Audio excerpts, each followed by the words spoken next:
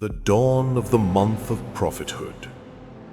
Ibn Abbas radiyallahu anhu narrates that the Prophet sallallahu alaihi wasallam was born already circumcised. His grandfather Abdul Muttalib was deeply amazed to see this. Before his birth, the people of Mecca were suffering from severe drought and famine. However, as the time of his arrival neared, rains began to fall and the drought vanished.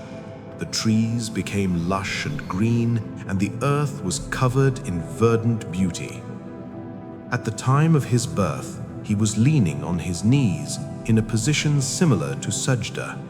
His fist was closed, but his index finger was raised, testifying to the oneness of God. The Honorable Amina states, "Due to the light, Nur of Muhammad sallallahu alaihi wasallam, I could even see the necks of the camels in Basra." The Prophet sallallahu alaihi wasallam was born on a Monday in the month of Rabi'ul Awwal. There are different opinions regarding the date, the 12th, 8th, 2nd, or 9th, but there is total agreement that the day was Monday. It was on a Monday that he received prophethood. On a Monday he migrated, Hijra, and on a Monday he passed away. He was born in the year of the elephant, the same year Abrahah attacked Mecca. Abrahah was a Christian ruler of Yemen.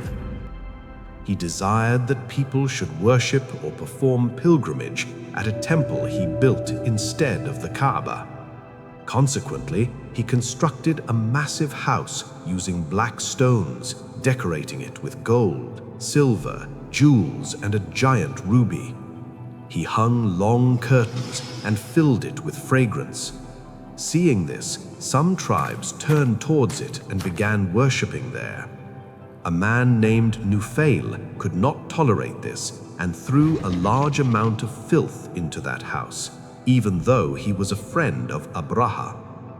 When Abrahah found out, he was enraged and shouted, "This must be the work of an Arab because of their Kaaba. I will now destroy the Kaaba." He mounted the largest elephant of the time, named Mahmud, and set out. His army looted the animals of the people of Mecca, including the camels of Abdul Muttalib. Nufail came to Abrahah and said, "You have taken the camels of the leader of Mecca, Abdul Muttalib. He wishes to speak with you." When Abdul Muttalib met Abrahah, he simply asked for his camels back. Abrahah was astonished that he didn't mention the Kaaba at all. To this, Abdul Muttalib replied, "These camels are my property, and the house of Allah has His own Lord who will protect it." Abdul Muttalib climbed Mount Hira and prayed to Allah, "O Allah, protect your house." And so it happened. The elephant refused to move forward.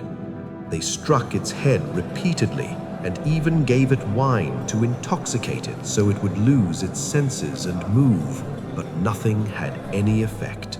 The end of Abrahah.